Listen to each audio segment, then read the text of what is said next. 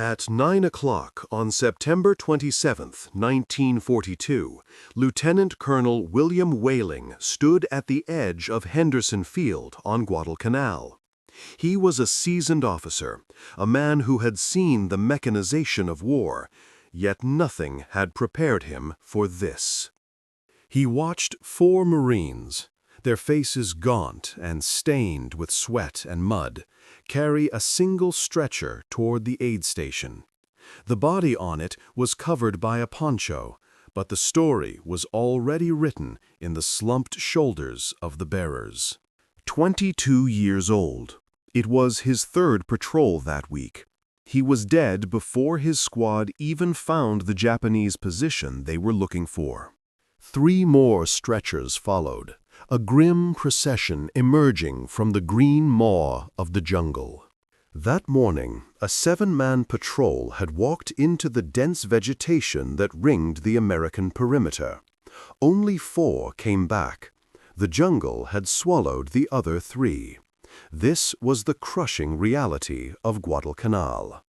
The Japanese, outnumbered and outgunned in the conventional sense, were masters of this terrain. They owned the jungle. 2 months into the Guadalcanal campaign, the 1st Marine Division was holding on by a thread. But holding ground was not the same as winning. Every attempt to push out, to reconnoiter, to gain a tactical advantage, was met with a bloody, invisible wall. Marine patrols walked into ambushes they never saw coming. They were hunters who had become the hunted. 17 patrols had been wiped out in 3 weeks. Not defeated, not repulsed, wiped out, vanished. The Japanese moved through the dense, suffocating vegetation like ghosts. They were phantoms who left behind only American dead. The Marines, trained for the open fields of European warfare, for frontal assaults and clear lines of fire, were tragically unprepared. Their doctrine was useless here. They could not see an enemy soldier standing 10 feet away, concealed by a lattice of leaves and shadow. The jungle itself was the enemy's greatest weapon.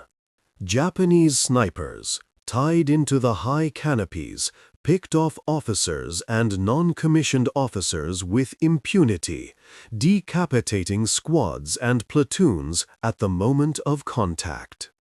Machine gun nests, dug in with perfect camouflage, stayed silent. They would let an entire squad walk past their position, luring them deep into the kill zone before opening fire from behind. The result was catastrophic. A patrol caught in a crossfire, surrounded and annihilated in minutes.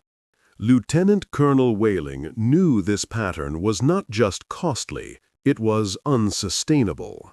This was a war of attrition, and the jungle was accelerating the math against them.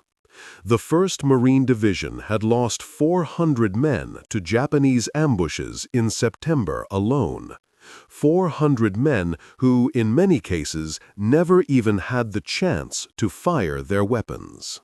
Standard infantry tactics, the very foundation of Marine Corps training, did not work. They were a liability. The Marines needed something different.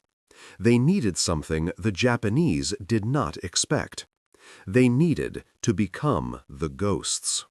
This burden of finding an answer fell to Whaling for a peculiar reason. Just 2 days earlier, he had been relieved of his command as executive officer of the 5th Marine Regiment. It was not for combat failure.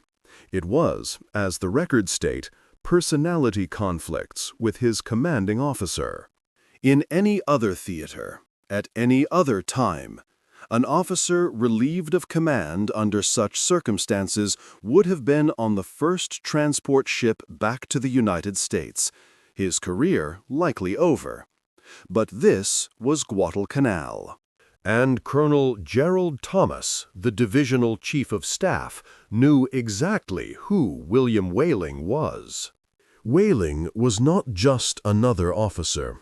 He was a veteran of the First World War, a man who had already seen the horrors of trench warfare.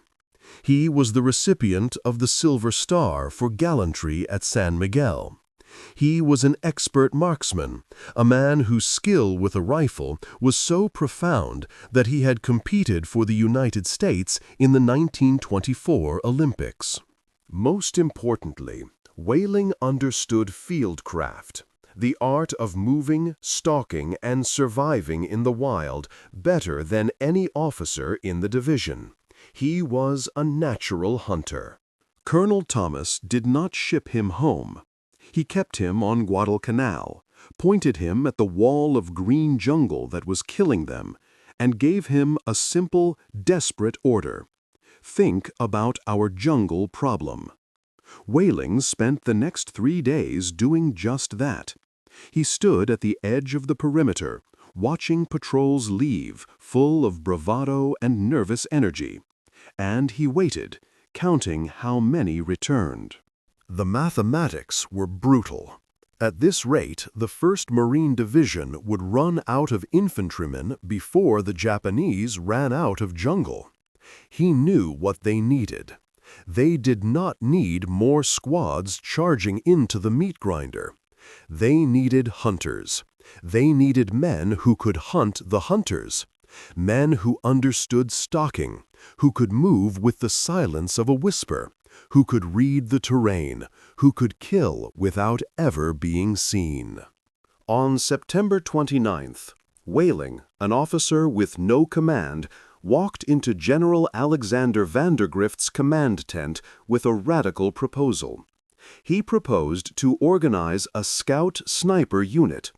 He asked for 100 volunteers, but he would not take just anyone. He would hand-pick them. He wanted Marines with hunting backgrounds. He wanted outdoorsmen, frontiersmen, men who had grown up in the woods of Montana or the swamps of Louisiana. He wanted skilled marksmen. He would then train them in reconnaissance, stalking, and ambush tactics. He would send them into the jungle not in squads, but in small 2- or 3-man teams. Their job would not be to take ground, but to gather intelligence, to map the enemy, and to eliminate key Japanese positions before the regular patrols advanced. They would be the scalpel, clearing the way for the sledgehammer. General Vandergrift approved it immediately. The idea was not entirely new to him.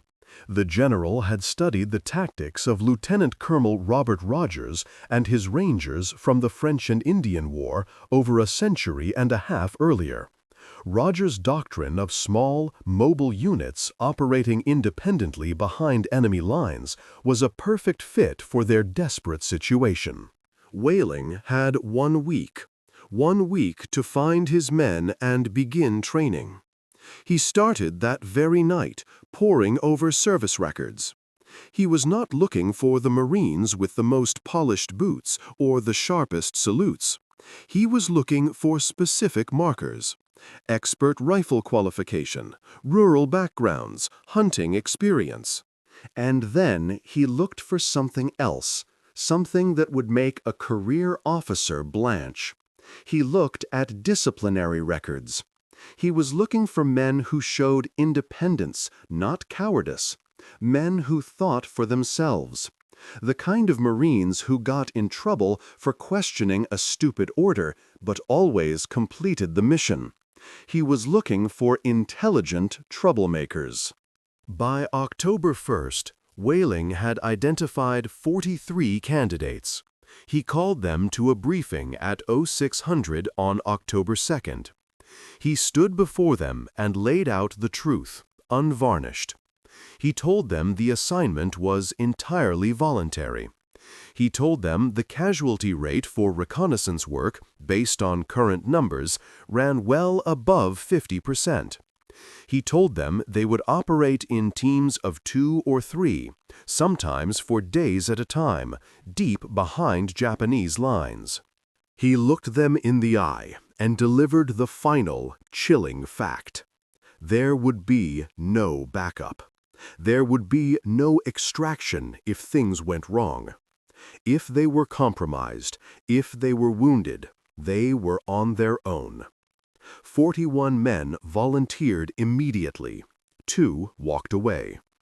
Whaling looked at the men standing in front of him. Most were 20 years old or younger. Half had been in combat for less than 2 months. But they had something the regular infantry did not. They did not just want to fight. They wanted to hunt. Whaling was about to teach them how to become the most feared unit the Japanese would face in the Pacific War. His training, born of desperation and Olympic-level skill, would create a template. It was a template that, 2 years later, another Marine officer would study, adapt, and build into something even more notorious. That officer would add one unusual, shocking requirement to his recruitment process, a requirement that would create a legend lasting 80 years. Whaling started training on October 3rd. There were no manuals for this. The Marine Corps had officially disbanded its Scout Sniper program after World War I. Everything Whaling was building, he was building from scratch, from memory, from experience. He drew on 24 years in the Corps. He drew on his time patrolling the jungles of Nicaragua. He drew on his experiences on the French battlefields of the Great War, where he had learned a fundamental truth. Invisible soldiers lived longer than brave ones. The first lesson was silence. Whaling took his 41 volunteers into the jungle west of Henderson Field. He pointed into the dense undergrowth and gave a simple order: walk 100 yards without making a sound. Every single man failed. The jungle amplified every mistake. Equipment rattled. Boots designed for marching cracked branches and snapped twigs.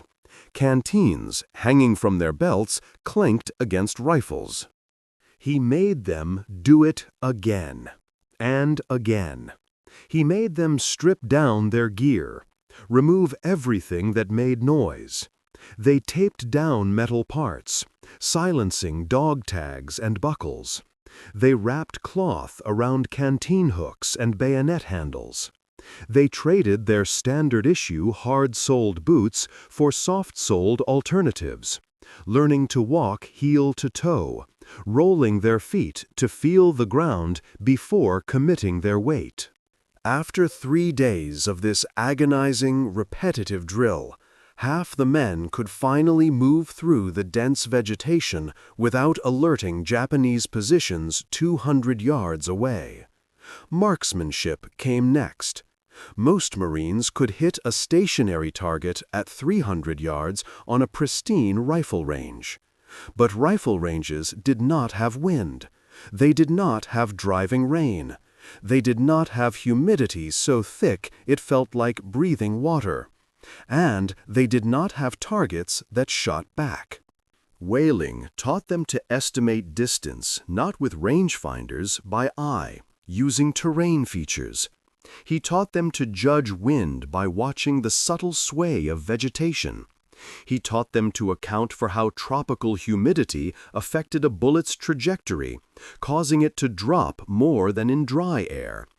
He forced them to fire from uncomfortable, contorted positions, uphill, downhill, lying in thick mud, crouched behind cover that barely concealed them.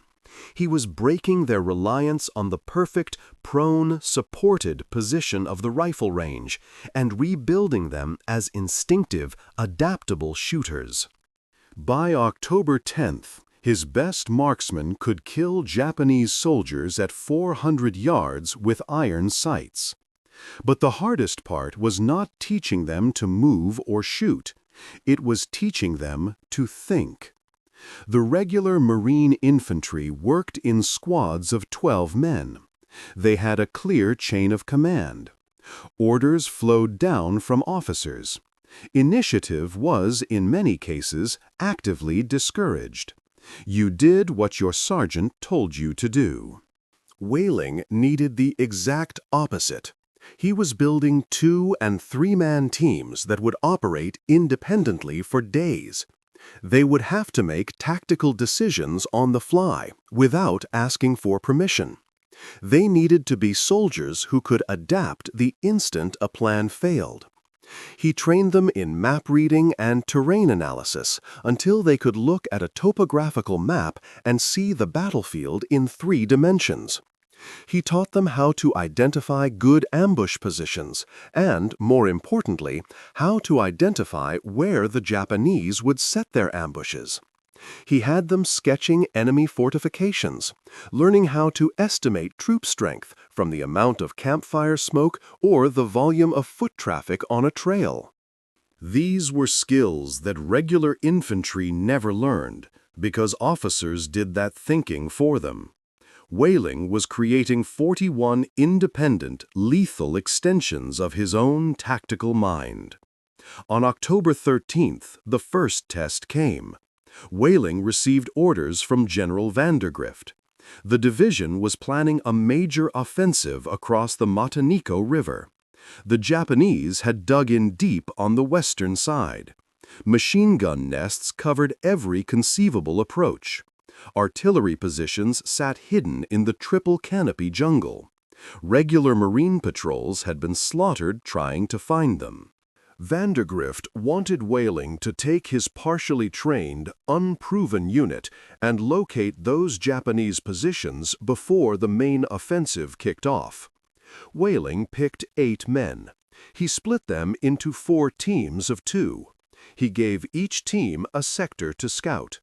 He repeated his orders. Avoid contact if possible. This was not about killing. It was about intelligence. Gather it and return. And he repeated the grim promise. If you get pinned down, you are on your own. No rescue missions. The division cannot afford to lose more men looking for lost scouts. The first team left at 0400 on October 14th. The 2 Marines were both from Montana. Both had grown up hunting elk in the mountain forests. This jungle was alien, but the principles of stalking were the same. They moved west along the Matanico River for 3 hours, moving like shadows. At 0715, they found it, a Japanese artillery position. 4 Type 92 howitzers, perfectly hidden under camouflage netting. They counted 60 soldiers. They sketched the position, counted the ammunition crates, and returned by noon. The second team found a machine gun nest overlooking a critical river crossing. The third team mapped a network of Japanese patrol routes. The fourth team ran into trouble. They were mapping a trail network when a Japanese patrol, 5 soldiers, appeared 50 yards away. The 2 Marines froze, melting into the vegetation. They waited for the patrol to pass. But one Japanese soldier stopped. He turned. He looked directly at the position where the Marines were hiding. He raised his rifle. The Marine closest to him fired first. A single, reflexive shot. The Japanese soldier dropped. His 4 companions scattered, instantly shouting, raising the alarm. Within 30 seconds, whistles echoed through the jungle. Enemy troops were converging on the sound. The 2 Marines ran, heading east toward Marine lines. Japanese soldiers followed, firing as they came. The chase lasted for 40 agonizing minutes. The Marines burst through their own lines, nearly getting shot by their own sentries, with 11 enemy soldiers just 200 yards behind them. They had broken the avoid contact rule, but they brought back critical intelligence. Whaling now had detailed, hand-drawn maps of Japanese positions along a 2-mile front. This was information that regular patrols had failed to gather in 2 months of trying. Information that had cost dozens of Marine lives. General Vandergrift looked at the maps on October 15th and immediately changed his entire offensive plan. Instead of the suicidal frontal assault they had been planning, he would now use whaling scout teams to guide flanking maneuvers, bypassing the Japanese strongpoints and hitting them from the rear. Whaling's unit had proven the concept worked. Now Vandergrift wanted more. He told Whaling to expand, to find another 60 volunteers to form a full company. The battle for the Mataniko was coming, and Whaling's scout snipers would lead the way into the deadliest jungle fighting the Pacific War had yet seen. The Mataniko offensive began at 0600 on October 16, 1942. Whaling scouts moved out 30 minutes before the main assault.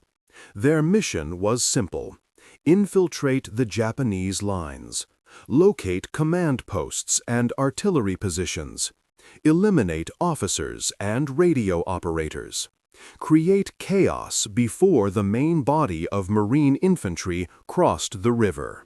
Whaling organized his scouts into a special task force, combining them with the 3rd Battalion, 2nd Marines. The unit was officially and clumsily called the Composite Battalion. Everyone else called it the Whaling Group. They crossed the Mataniko River 3 miles upstream from the main Japanese positions, a daring flanking maneuver. They moved through jungle so dense that visibility dropped to 20 feet. There were no trails. There were no maps for this area. They navigated by compass bearings and pure intuition. By 0800, they had penetrated 2 miles behind Japanese lines without being detected. The first engagement happened at 0920. A scout team from the Whaling Group spotted a Japanese command post. It was just a tent, but it had radio equipment outside. 6 officers were inside, studying maps. 15 soldiers provided security. The scouts did not charge. They did not throw grenades. They set up 200 yards away. They waited until the officers gathered for a briefing. Then they opened fire. They killed 4 of the 6 officers in the first volley. The remaining Japanese soldiers scattered into the jungle, completely bewildered, never finding who shot them. 30 minutes later, another scout team eliminated a Japanese forward observer who was calling in devastatingly accurate artillery strikes on the advancing Marine positions. A single shot from 300 yards. The observer dropped. The artillery fire stopped. The main Marine infantry advanced 600 yards before the Japanese gunners even realized their spotter was dead. By noon, the Whaling Group had completely encircled the Japanese positions west of the Mataniko.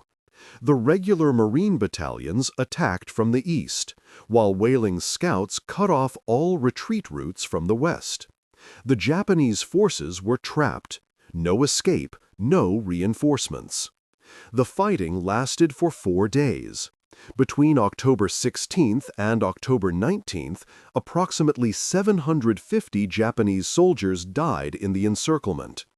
The Japanese 4th Infantry Regiment effectively ceased to exist as a combat unit. Marine casualties were lighter than in any previous offensive. General Vandergrift credited the scout snipers with fundamentally changing the tactical situation. Small teams, gathering intelligence, eliminating key targets, disrupting command and control. The Japanese had not expected Marines to fight like this. They expected frontal assaults, not infiltration and ambush. Whaling's methods worked, but they came with a price.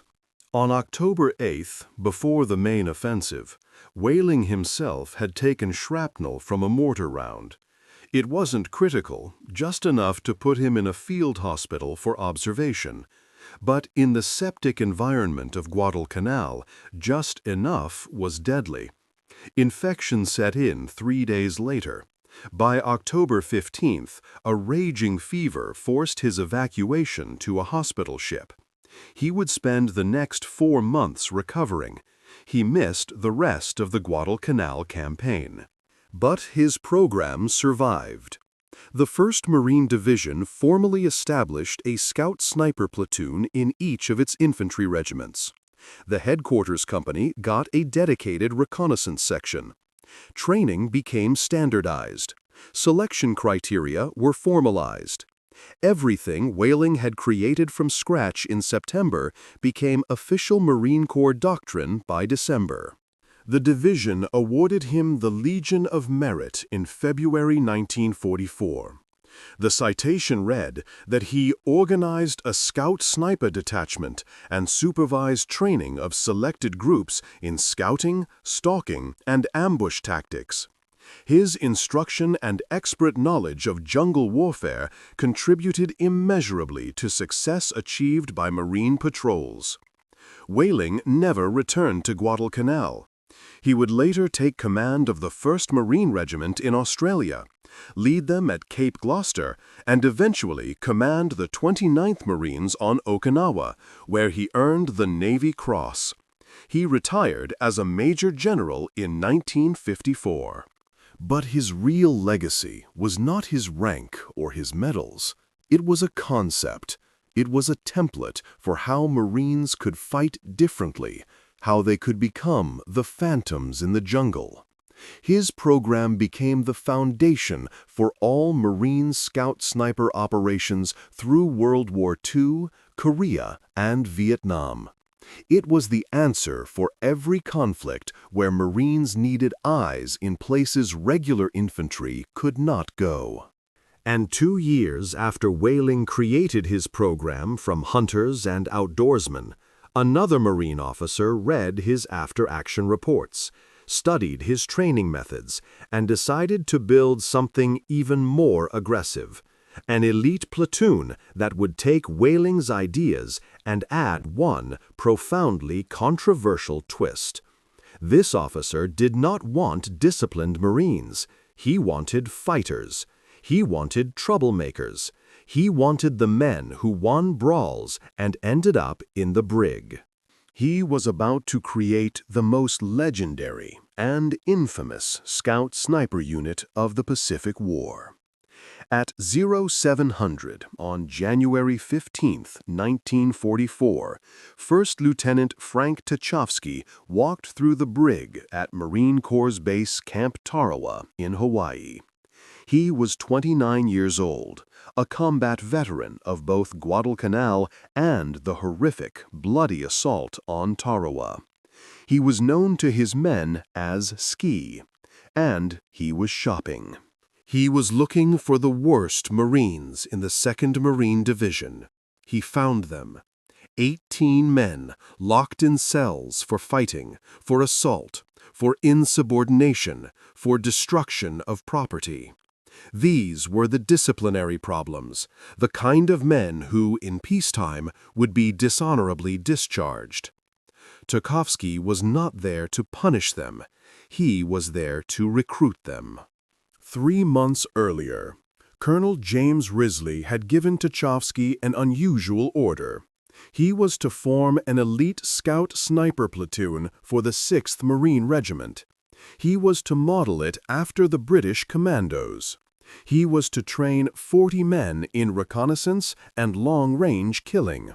But Risley added one strange condition: do not recruit from the regular infantry. Risley wanted something different. He wanted men who could not follow orders, men who thought for themselves, men who would survive behind enemy lines where rulebook tactics got you killed. Tachovsky understood the assignment perfectly. He had read William Whaling's after-action reports from Guadalcanal. He had studied how Whaling's small teams of scouts had disrupted Japanese operations. But Whaling had recruited hunters and outdoorsmen, disciplined men who just happened to have fieldcraft skills. Tachovsky wanted the opposite. He wanted fighters. He wanted pure, distilled aggression. His selection criteria was simple, and it became the stuff of Marine Corps legend. He specifically sought out Marines with Brig time. When he visited battalions to find recruits, he would tell the officer in charge that he didn't want to talk to the men. He just wanted to look at the record books.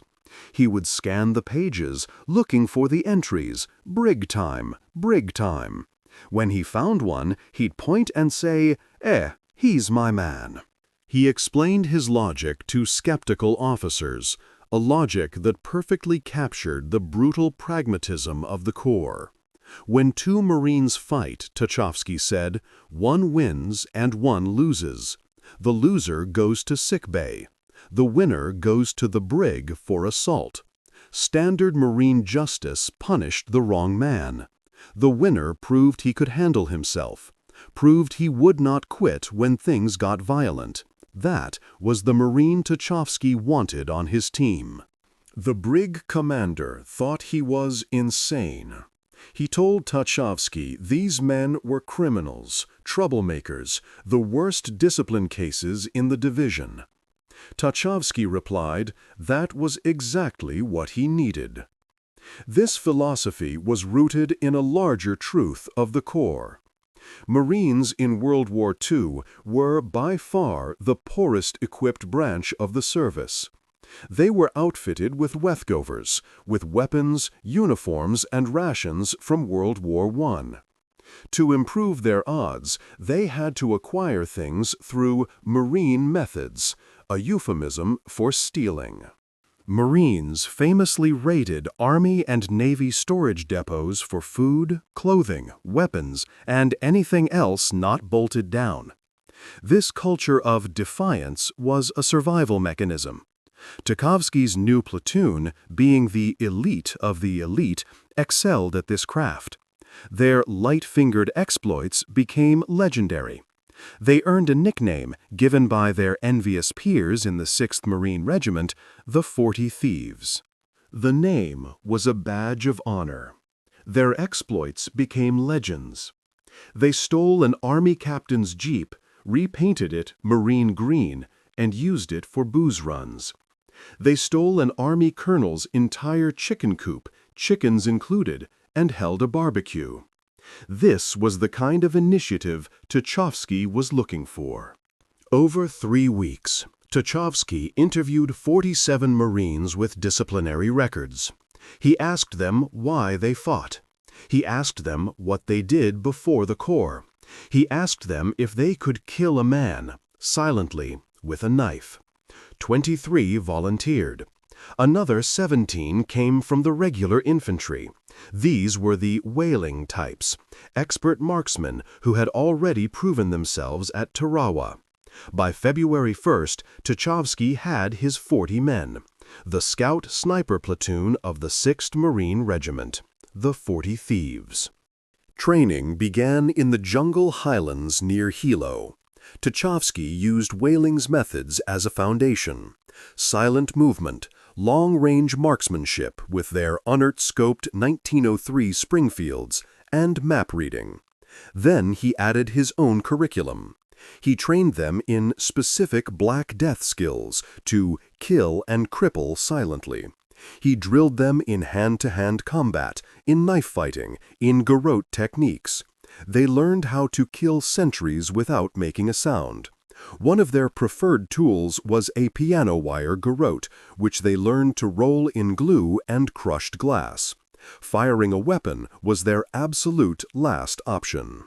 They learned to live off the land, hunting wild boar, catching fish, identifying edible plants, survival skills for operating deep behind enemy lines where resupply was impossible.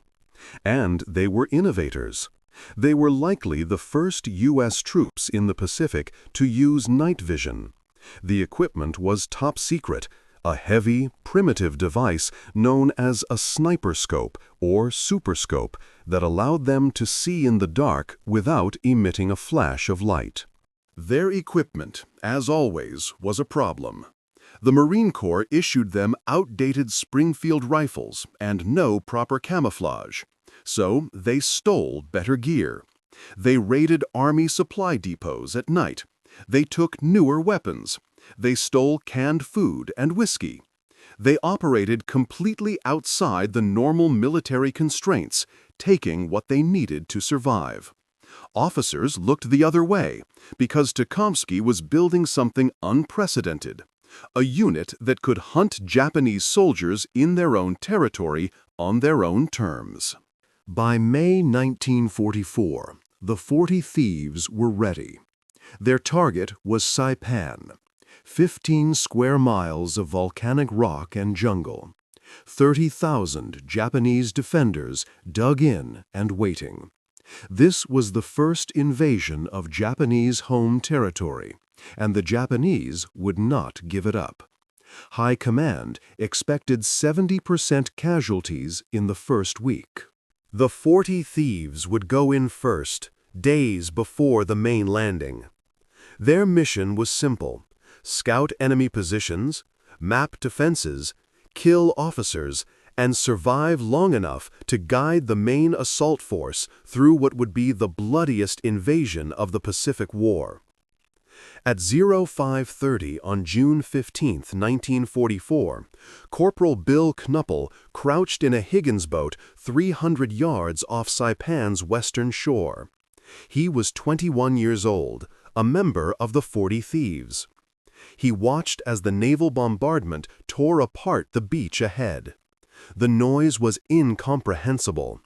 16-inch guns from battleships, 5-inch destroyer batteries, rockets from landing craft.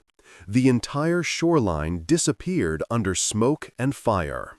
The Japanese were waiting anyway. The 2nd and 4th Marine Divisions hit the beach at 0840. 8,000 Marines in the first wave. Japanese artillery opened fire immediately. Mortars, machine guns, and artillery had been zeroed in on the landing zones for weeks. Marines died before they ever left their boats. Bodies floated in the surf. Wounded men drowned in 3 feet of water.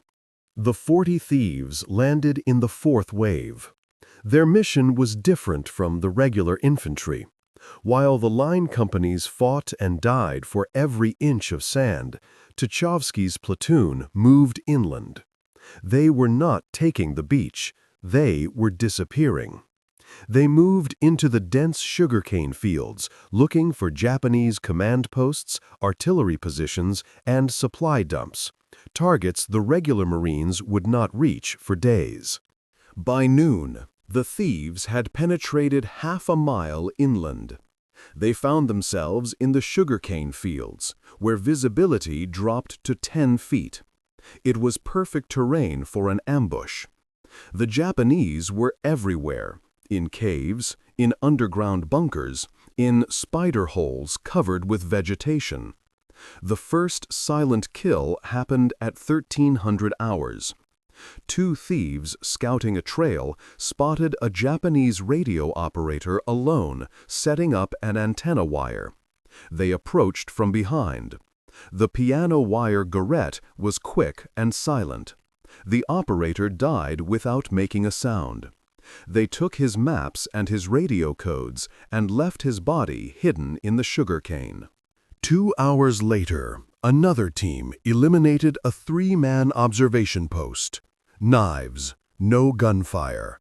Japanese officers, waiting for reports from their forward observers, heard only silence. Their artillery fire became uncoordinated. Marines advanced through the gaps in the defensive fire.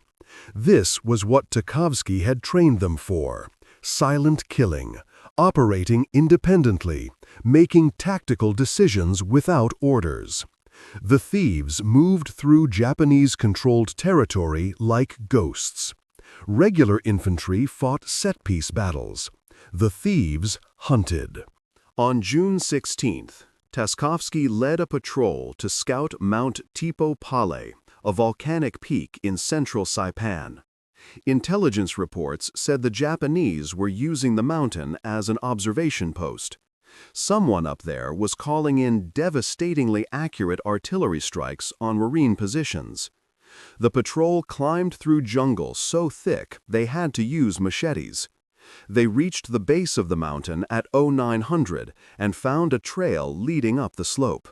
There were fresh footprints and bicycle tracks. The Japanese were using bicycles to move supplies and couriers down the mountain. Tachovsky positioned his best snipers along the trail, 5 men with their scoped Springfield rifles. He told them to wait. By noon, the targets started to appear. Japanese soldiers descending the trail on bicycles, officers, couriers, supply runners. They made for easy targets. The thieves killed 14 men that afternoon. They never fired more than 1 shot per target. They never gave away their position. The Japanese response was predictable. They sent a 40-man patrol up the trail to find the snipers. Tachovsky and his men were long gone, melted back into the jungle. The Japanese patrol found nothing but empty firing positions and dead bodies. The thieves were masters of tactical ingenuity. In one action, a squad led by Corporal Martin Dyer neutralized a heavily fortified Japanese position on a ridge. It was impervious to a frontal assault, so Dyer's squad improvised. They created shrapnel bombs by placing blocks of TNT inside pails, then filling the pails with rusty nails and scrap metal. They timed the fuses for 15 seconds, hoisted the makeshift bombs on ropes, and swung them over the enemy positions. The Japanese soldiers below were torn apart. This was their war. But their greatest test was yet to come. That night, Tachovsky received new orders. Division intelligence had located a massive Japanese ammunition depot near Garapan, Saipan's capital. Command wanted the thieves to scout the depot, report on security, and, if the opportunity presented itself, destroy it. The mission was suicide. Garapan was 2 miles behind Japanese lines. Thousands of enemy soldiers were between the Marines and the city. No support, no backup. If something went wrong, they would be on their own. Tachovsky picked 8 men, the best fighters in the platoon. He told them they would leave at 0200 on June 17th. They would move through the Japanese lines under darkness, scout the depot, and return before dawn. The 8-man patrol left Marine lines at 0200. There was no moon. The darkness was total. They moved west through the sugarcane fields toward Garapan. Every 50 yards they stopped, listened. The jungle on Saipan was never silent. Japanese patrols moved constantly. Artillery rumbled in the distance. Wounded men screamed in the no-man's land between the lines. By 0330, they had covered a mile. They reached the outskirts of Garapan at 0415. The city was in ruins, flattened by the naval bombardment, but it was not empty. Japanese soldiers were moving through the rubble. Supply trucks, communication lines. It was still a functioning military base. The ammunition depot sat on the northern edge of town. 3 concrete bunkers surrounded by barbed wire, guards at each entrance. Tachovsky counted 16 soldiers visible, and probably more inside. His orders were to scout and report, but he saw an opportunity. The bunkers had ventilation shafts, narrow openings in the concrete, just large enough for a satchel charge. He made the decision. 2 men would approach the nearest bunker and plant the charges. The rest would provide covering fire. They would detonate at 0500, then run like hell back to Marine lines. Corporal Roscoe Mullins and Private Otto Hebel volunteered.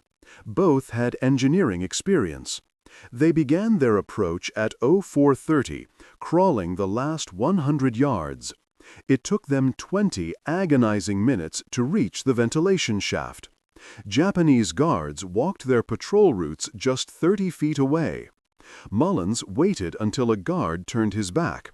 He lifted the satchel charge, wedged it inside the ventilation opening, set the timer for 15 minutes, and began to pull back. They were 10 yards from the bunker when a guard spotted them. The Japanese soldier shouted and raised his rifle. Mullins fired first. The guard dropped, but his shout had alerted the entire depot. Whistles echoed through the ruins. Soldiers poured out of buildings. The rest of the thieves opened fire from their position 200 yards away, covering Mullins and Hebel as they sprinted back. The satchel charge detonated at 0457, 3 minutes early. The explosion tore the bunker apart. Secondary explosions followed immediately as the ammunition inside ignited. Artillery shells, mortar rounds, small arms ammunition. The entire depot chain reacted. Explosions continued for 5 minutes, a rolling, deafening thunder. The sky turned orange. Debris rained down across Garapan. The thieves used the chaos to escape, running east through the sugarcane fields as Japanese forces scrambled to contain the fires. By 0600, they had crossed back into Marine lines. All 8 men were back, no casualties. They had destroyed the largest ammunition depot in northern Saipan. Division intelligence estimated the explosion eliminated 30% of Japanese artillery ammunition. Over the next 2 days, enemy fire dropped significantly. The Marine advance accelerated. But the mission had consequences. Japanese commanders now knew, without a doubt, that elite Marine units were operating deep behind their lines. They increased patrols, they set ambushes, and they began to use a tactic of unimaginable cruelty. On June 19th, a thief patrol walked into an ambush near Mount Tipo Pile. Japanese soldiers had positioned themselves in trees and underground, waiting. They let the patrol walk into the center of their kill zone, then opened fire. The patrol leader was killed instantly. The other 3 fought their way out, but they brought back terrible news. The Japanese had used 2 wounded Marines as bait. They had left them in an open clearing, crying for help. When the thief patrol approached to rescue them, the ambush was triggered. The wounded Marines died in the crossfire. The rules of warfare on Saipan had changed. That night, the 40 thieves held an unofficial meeting. No officers, just the enlisted men. They voted unanimously. No thief would be taken alive. If a man was wounded and unable to escape, his comrades would ensure his quick death rather than allow him to be captured, tortured, and used as bait. By June 23rd, the thieves had been in continuous combat for 8 days. No rest, no rotation. They operated in 12-hour shifts. Half the platoon scouted during the day, the other half infiltrated at night. Sleep came in 2-hour intervals. Casualties mounted. The platoon had started with 40 men. Now 32 remained combat effective. The mathematics were simple. The platoon would cease to exist by July 1st. But they kept hunting. On June 24th, a team found a battalion command post in a cave system. They couldn't assault it, so they marked the position and called in naval gunfire. A 14-inch shell from a battleship destroyed the cave, and with it, the entire command structure of a Japanese battalion. The next day brought the worst loss. Corporal Martin Dyer, the man who had innovated the shrapnel pail bombs, led a patrol to find artillery near Mount Tapachau. They found it, 4 guns perfectly hidden. As they began to withdraw, an ambush was sprung from 3 directions. Dyer ordered his men to scatter. He stayed behind with a Browning automatic rifle, providing covering fire while his team escaped. 3 men made it out. Dyer and 1 other Marine did not. Survivors reported Dyer killed at least 7 Japanese soldiers before his position was overwhelmed. His body was never recovered. He was posthumously awarded the Navy Cross, sacrificing himself to ensure his patrol's survival. His loss reminded them all that skill and training only delayed the inevitable. Eventually, the numbers caught up. On June 26th, news came that changed everything. Japanese forces were preparing for a massive final attack, a Gyokusai, an honorable suicide charge. Intelligence estimated 3,000 soldiers would throw themselves at the Marine lines in one last desperate assault. This was the context for the legend. For decades, the story was told that Tachovsky received orders to disrupt this charge. That on the night of June 27th, he led 20 thieves deep behind enemy lines on a mission to hunt and kill the officers who would lead the assault. The legend says they eliminated 17 Japanese officers, majors, captains, and lieutenants, and that when the Banzai charge came, it failed, becoming a chaotic, uncoordinated slaughter because the 40 thieves had decapitated its leadership. It is a powerful story, but the truth of what happened on Saipan in the pre-dawn hours of July 7, 1944, is even more terrible and more heroic. The target of the largest Banzai charge of the entire Pacific War was not the 40 thieves. It was not the Marine Corps. The full, terrifying weight of the attack slammed directly into the U.S. Army's 105th Infantry Regiment of the 27th Infantry Division. The Japanese High Command, under General Yoshitsugu Saito, ordered the final charge. Saito himself committed seppuku after giving the order. At approximately 04:45 on July 7th, the attack began. It was not just 3,000 soldiers, it was an estimated 4,000 to 5,000 Japanese. Soldiers, naval personnel, the walking wounded, and armed civilians. They came like madmen, drunk on sake and beer, led by officers waving swords. Many were armed only with bayonets tied to long sticks, with clubs, with rocks. They swept down the railroad tracks on the Tanapog Plain, aimed directly at a 500-yard gap between the 1st and 2nd Battalions of the 105th Infantry. Major Edward McCarthy, commander of the 2nd Battalion, survived. He described it later. It reminded me of one of those old cattle stampede scenes of the movies. The camera is in a hole in the ground, and you see the herd coming, and they leap up and over you and are gone. Only the Japs just kept coming and coming. I didn't think they'd ever stop. The 2 Army battalions were overrun in minutes. The fighting became a savage, hand-to-hand melee. Lieutenant Colonel William J. O'Brien, commander of the 1st Battalion, radioed his command post in desperation. "There are only 100 men left. For God's sake, get us some ammunition and water." He was last seen walking the front line with a pistol in each hand, rallying his decimated troops.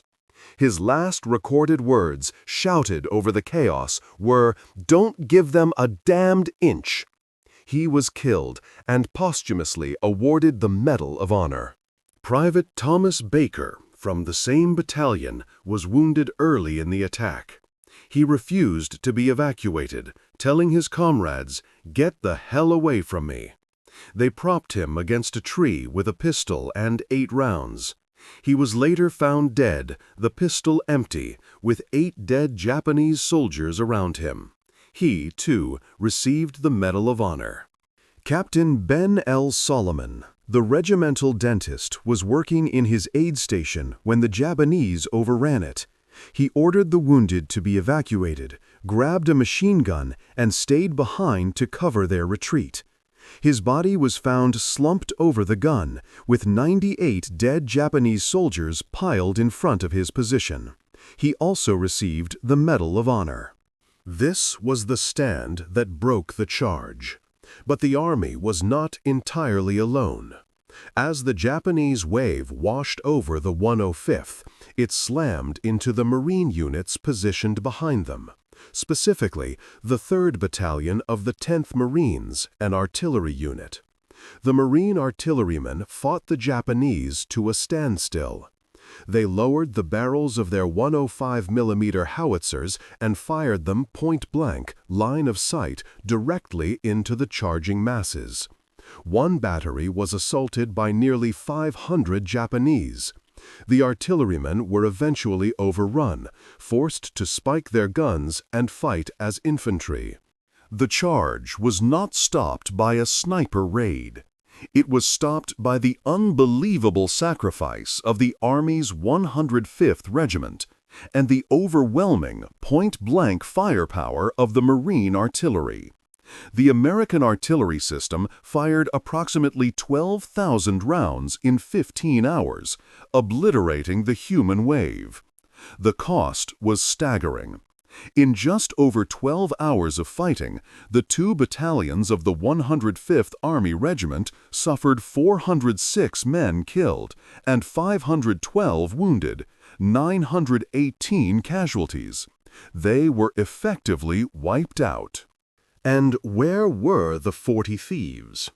Their division, the 2nd Marine Division, was in reserve, in the rear area near Tanapag. They were not the target of the main assault, but the battle was all around them. They were engaged in their own brutal, localized fights. In one Banzai attack, a squad of thieves fought hand-to-hand with Japanese attackers for over 2 hours, killing more than a dozen with bare hands, knives, and clubs. This was their war, small, silent, and savage, while the larger conventional battle raged nearby. The 40 Thieves legend was not built on a single decisive raid. It was built on a campaign of relentless, silent killing, of reconnaissance, of thievery, and of ingenious tactics that proved a small, independent team of troublemakers could have an outsized effect. The battle for Saipan effectively ended that morning. Organized Japanese resistance collapsed. The 40 Thieves finished the campaign with 27 men, 13 casualties over 21 days of continuous combat, 4 dead, 9 wounded. The survivors returned to Hawaii. The platoon was disbanded in October. The Marine Corps, looking at the casualty rates, decided that specialized scout sniper platoons were too expensive. Frank Tachovsky received the Silver Star. His methods, his Brig trick, his Black Death skills influenced Marine reconnaissance doctrine for the rest of the war. The concept that William Whaling had created from scratch on Guadalcanal, the 40 Thieves had perfected on Saipan. They proved that the most valuable weapon on the battlefield was not always a rifle, but the mind of an independent, adaptable, and utterly lethal Marine. Modern Marine Scout snipers trace their lineage directly to these 2 men, to these 2 units. Whaling's training methods, Tachovsky's selection criteria, the fieldcraft, the silent killing, the independence. In December 2023, after 81 years, The Marine Corps officially retired the Scout Sniper Military Occupational Specialty. The title is gone, but the legacy remains. It remains in the new reconnaissance platoons, in the tactics manuals, and in the stories passed down through generations of Marines, stories that know, sometimes, the deadliest warrior is the one who is invisible.